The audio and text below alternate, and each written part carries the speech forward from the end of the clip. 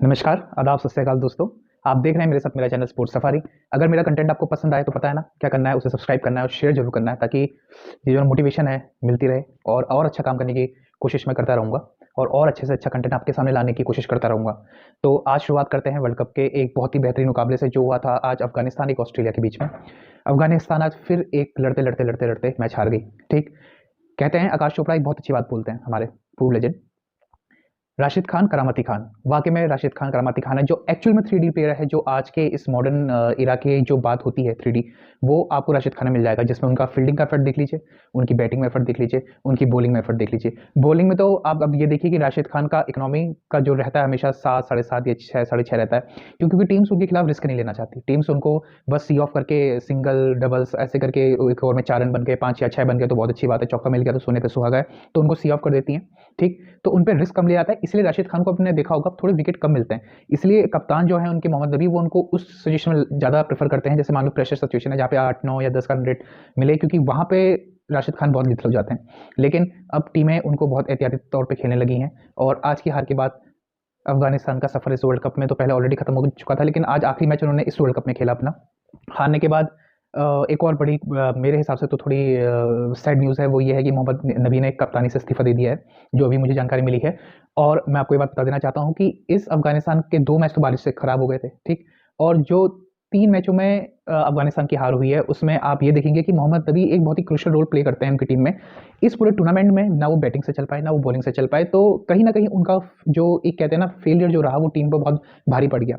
राशिद खान एक loan warrior की तरह काम करते हुए आपको दिखाई दिए, ठीक? 164 बनाए ऑस्ट्रेलिया ने पहले खेलते हुए। आज अब सबसे हैरान करने वाली बात ये थी, मैथ्यू वेड कप्तानी कर रहे थे, क्योंकि एरन फिंच के बारे में ऐसा कहा गया था कि उनको चोट है और शायद वो अपनी इंजरी से रिकवर कर रहे हैं, तो पॉसिबिलिटी है वो इस वजह से मैच नहीं खेले। लेकिन मुझे ऐसा नहीं लगता, मुझे ऐसा लगता है क्योंकि एरन फिंच की जो फॉर्म जो अभी चल रही थी रिसेंट पास में, वो उतनी खास थी नहीं। तो मुझे लगता है शायद मे बी उन्होंने खुद को सेटबैक करके, खुद को बैठा के आप अपने कहते हैं नए खिलाड़ियों को मौका दिया, ठीक? तो कर सकता है ऐसा ऑस्ट्रेलिया, क्योंकि ऑस्ट्रेलियन क्रिकेट में आप देखिए उनका कल्चर ऐसा है, उनको जीत से मतलब होता है, उनको इस बात से कोई फ़र्क नहीं पड़ता इंडिविजुअल की, उस पे वो नहीं चलते हैं, उनको जीत से मतलब था। तो मुझे लगता है ऐसा हो सकता है कि एरन फिंच ने जानबूझकर मतलब अपने आप को बिठाया हो, ठीक? और आगे कहते हैं खुद को बिठा के दूसरों को प्रमोट करने की कोशिश उन्होंने करी हो, क्योंकि आप मिचेल स्टार्क का ना होने का क्या कारण है, मुझे अभी तक समझ में नहीं आया। आज मिचेल स्टार्क भी नहीं खेले थे, हालाँकि ये वर्ल्ड कप मिचेल स्टार्क के लिए उतना बेहतरीन नहीं गया जितना अपेक्षा एक लेफ्ट आर्मर सीमर से ऑस्ट्रेलिया करता था, ठीक? वो भी ऑस्ट्रेलियन कंडीशन में। तो उनका भी ना खेलना मेरे लिए मतलब एक बहुत ही आश्चर्यजनक बात थी, ठीक? अब ऑस्ट्रेलिया खेला 164 का उन्होंने बेहतरीन मतलब आप कह सकते हैं कॉम्पिटिटिव टोटल रखा। हालाँकि इसमें अफ़गानिस्तान ने लास्ट में उनको बहुत एक कह सकते हैं ना बहुत ही क्रूशियल मौके पे उनको बाँध के रखा और लास्ट के 5 ओवरों में करीबन 35-40 रन उन्होंने बनाए 4 विकेट खोने के नुकसान पे, तो उनको बाँधे रखा लास्ट ओवर। तो उतने 180 जो वो सोच रहे थे कि हम बड़े हाई रन रेट से मैच जीतेंगे, तो वो तो पॉसिबल हो नहीं पाया, उनको रिस्ट्रिक्ट कर दिया गया 164 पे।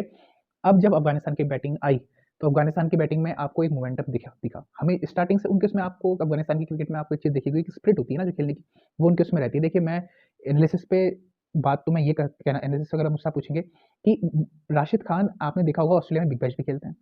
ठीक है? वो एडिलेड स्ट्राइकर की तरफ से ऑस्ट्रेलिया में खेलते हैं, उनके लिए दूसरा होम ग्राउंड था, आज का जिस ग्राउंड एडिलेड में मैच ओवल में वो मैच हो रहा था, ठीक? तो राशिद खान को इतने पीछे भेजने का क्या लॉजिक था, मेरे तो समझ में नहीं आया, ठीक? अफ़गानिस्तान उनको ऊपर यूज़ कर सकता था और ऐसा नहीं है कि उन्होंने बैटिंग में पहली बार हमको झलक दिखाई है कि वो लंबे हिट्स मार सकते हैं या मैच को डीप तक ले जा सकते हैं, वो इससे पहले भी ऐसे काम कर चुके हैं। तो मुझे लगता है एक यहाँ पे जो लैक हुआ है मोहम्मद नबी से या अफ़गानिस्तान के थिंक टैंक से, वो ये हुआ है कि राशिद खान को आपने इतना पीछे क्यों भेजा? तो अगर आप राशिद खान मेरे हिसाब से एक कहते हैं ना फ़ियर फैक्टर दूसरी टीम के लिए भी है, अगर वो उनकी हिटें लग जाती हैं, तो वो आप देखिए वो एक अलग लेवल के उनका एक रवैया रहता है और उनका व्यक्तित्व ऐसा है कि वो अपनी हार नहीं मानते, वो आसानी से गिव अप नहीं करते हैं और ये आज के मैच में भी यही दिखा कि आखिर तक वो गए, ठीक? फील्डिंग में आपने उनका एफर्ट देखा होगा, एक वो कैच जो उन्होंने बाउंड्री लाइन के बाहर पकड़ने की कोशिश करी, ऑलमोस्ट पुल कर दिया था उन्होंने, लेकिन वो बूट में लग के वापस बाउंड्री के क्रॉस कर गया। अगर वो छक्का बच जाता तो मैं आपको बता रहा हूँ, वो इस वर्ल्ड कप का ही नहीं, बहुत सारे कहते हैं आईसीसी के टूर्नामेंट का एक बहुत बेहतरीन सेव होता। तो ये राशिद खान के लिए तो मैं ये कहूँगा कि भाई कंप्लीट 3D प्लेयर है, ठीक? अब फ़र्क इतना है कि कैसे इनका यूटिलाइज़ेशन बहुत अच्छे तरीके से हो सकता है, इसके बारे में अफ़गानिस्तान को सोचना चाहिए और मैं दूसरे एनालिस्टों की तरह ये बात नहीं करूँगा कि सब अफ़गानिस्तान आप बहुत अच्छा खेले और आपको कहते हैं आप वेल डन नेक्स्ट ईयर आप आइए और अच्छा करिए। देखिए मैं थोड़ा निराश हूँ और मैं निराश इसलिए हूँ क्योंकि मैं पहले भी अपनी वीडियोज़ में बात करता आया हूँ कि मैं अफ़गानिस्तान को छोटी टीम की तरह नहीं आंकता हूँ। वो एक बहुत बेहतरीन टीम है, ठीक? उनके पास मैच विनर्स हैं। हर एक मैच विनर्स अगर अपने दम पे मैच जिताने की क्षमता उनके उसमें रखता है। मुझे आज निराशा इसलिए है क्योंकि अफ़गानिस्तान ये मैच जीत सकती थी, ठीक? क्रूशियल रन आउट हुआ जो मैक्सवेल ने आज कर दिया, जैसे हमारे उसमें केएल राहुल ने किया था, वैसे ही क्रूशियल रन आउट आज मैक्सवेल ने भी किया और वहीं से गेम पलटा। और एडम ज़ैम्पा जो ऑस्ट्रेलिया के बॉलर होंगे, देखिए मतलब मोस्ट अंडररेटेड स्पिनर आज की डेट में कोई है वो तो एडम ज़ैम्पा। वो बंदा खुद से भी आप देखिए उतना एक्सप्रेसिव नहीं है, ना वो ज़्यादा मीडिया में आते हैं, ना वो ज़्यादा बातें करते हैं, ठीक? ना उनके सेलिब्रेशन ऐसे होते हैं कि वो लोगों को दिखाएँ कि मैं ऐसा करता हूँ, लेकिन वो बॉलर इतना शानदार है कि वो हर टूर्नामेंट में ऑस्ट्रेलिया के लिए बहुत अच्छा करते आ रहा है। और जो लास्ट टूर्नामेंट आईसीसी का वर्ल्ड टी20 ऑस्ट्रेलिया ने जीता है, उसमें एडम ज़ैम्पा की बहुत बड़ी खिदमत रह चुकी हैं। तो ऑस्ट्रेलिया को चलो ऑस्ट्रेलिया आज मैच जीत गई, लेकिन इससे भी ऑस्ट्रेलिया का भी सेमीफाइनल में रहने की चांसेस अभी बड़े नहीं है। क्यों? क्योंकि अगर मान लीजिए कल अगर श्रीलंका हरा देता है इंग्लैंड को, तब जाके चांसेस हैं ऑस्ट्रेलिया के पहुंचने के, ठीक? तो श्रीलंका और इंग्लैंड का जो मैच है वो बहुत क्रूशियल है। इंग्लैंड को बस अपना आखिरी मैच जीतना है श्रीलंका से। अगर इंग्लैंड जीत जाता है तो इंग्लैंड सी थ्रू कर जाएगा। इस वर्ल्ड कप की सबसे खास बात ये रही है, वो ये रही है कि आप देखेंगे आखिरी लीग मैचेस आने से लगभग अब हैं, ठीक? और आखिरी लीग मैचेस तक अभी तक सिर्फ न्यूजीलैंड आज का मैच जो आयरलैंड से जीता है, वही टीम अभी तक क्वालीफाई हुई है, वो भी आज अपने आखिरी लीग मैच में क्वालीफाई करी है, ठीक? तो अभी तक आपको परफेक्ट 4 क्वालीफायर अभी तक क्वालीफाइड टीमें नहीं मिली है। और हमारे ग्रुप में तो हाल ये है, जो सेकंड ग्रुप है, इंडिया, पाकिस्तान, बांग्लादेश, ठीक? इन तीनों के चांसेस हैं और साउथ अफ्रीका के भी चांसेस हैं। तो चारों के चारों मैथमेटिकली बहुत पॉसिबल है अभी कि चारों के चारों में से कोई भी 2 टीमें सेमीफाइनल में जा सकती है। तो जो संडे का दिन है वो बहुत ही ज़्यादा इंपॉर्टेंट है हमारे ग्रुप के लिए। और कल का दिन इंग्लैंड और श्रीलंका के लिए में इंग्लैंड का बहुत क्या है, क्योंकि श्रीलंका तो आज लगभग आउट हो चुकी है, आप आउट ही मानिए। अगर कल श्रीलंका अपसेट कर दे, अब मैं अपसेट नहीं कहूँगा क्योंकि श्रीलंका की टीम एक शानदार टीम है। अगर वो कल इंग्लैंड इंग्लैंड को हरा देती है, तो आप देखेंगे ऑस्ट्रेलिया सी थ्रू कर जाएगा सेमीफाइनल में, ठीक? तो अब तो ये रही बात इसकी। अब एक कल आपने एक इंसिडेंट देखा होगा जिसमें farmer Pakistan prime minister Imran Khan साहब को एक असैसिनेशन अटैक हुआ है उसमें, और शायद वो उसमें घायल हुए हैं, ठीक? अब ये अटैक से क्या फ़र्क पड़ता है पाकिस्तान की टीम को? पहली बात तो ये है कि अभी यहाँ पे इंग्लैंड का दौरा होना था, जिसमें इंग्लैंड शायद 3 टेस्ट मैच खेलने वाले आने वाली थी, ठीक? फिर न्यूज़ीलैंड का भी दौरा है जिसमें न्यूज़ीलैंड भी 2 टेस्ट मैच खेलेगी। तो क्या ये दौरे इस असैसिनेशन अटैक के बाद ऐसा कयास लगाए जा रहे हैं कि क्या वो दौरे कंप्लीट होंगे या नहीं होंगे? जहाँ तक मेरी जानकारी है, उस मेरी जानकारी से मुझे अभी तक ये पता है कि अभी एट प्रेज़ेंट आयरलैंड की वुमेन्स टीम भी पाकिस्तान में खेल रही है। भारत की वसीम जाफ़र जो फॉर्मर टेस्ट क्रिकेटर हैं इंडिया के, और अंडर हमारे कहते हैं फर्स्ट क्लास में भी काफ़ी मुंबई से खेले हुए हैं, तो काफ़ी जाने-माने मतलब उनको फर्स्ट क्लास का लेजेंड कहा जाता है, ठीक? तो वो अभी शायद बांग्लादेश के ए टूर के साथ कोचिंग में हैं, वो भी अभी पाकिस्तान में हैं। तो ऐसे कयास लगाए जा रहे हैं कि ये दौरे पॉसिबल हों, ठीक? लेकिन जो वेस्टर्न मीडिया है, वेस्टर्न मीडिया में बेसिकली अभी ऑस्ट्रेलिया, इंग्लैंड और न्यूज़ीलैंड जो है, वहाँ इस पे बात चर्चा शुरू हो चुकी है। क्या ये सेफ दौरे होंगे? तो ये जैसे ही अपडेट कोई आएगी तो मैं आपको कोशिश करूँगा बताने की कि क्या अपडेट है, क्या इंग्लैंड का दौरा कंप्लीट हो पाएगा या नहीं हो पाएगा, ठीक? अब एक बात आते हैं हम शाहिद शाहिद अफरीदी साहब पे। शाहिद अफरीदी साहब ने देखिए एक कमेंट किया अभी हाल के दिनों में अपने टीवी चैनल में बैठते हुए किसी प्रोग्राम में। उन्होंने ये कहा है कि आईसीसी भारत को सेमीफाइनल खिलाने की फिराक में है। तो सर मैं आपसे बस इतना कहना चाहता हूँ, देखिए जो क्रिकेटर आप चाहे वहाँ देखिए कोई भी आपके इसमें ऐसा बोला जाता है कि आप बहुत ज़्यादा सोशल वर्क करते हैं। सोशल वर्क करते होंगे सर, बहुत अच्छी बात है, करना भी चाहिए आपको।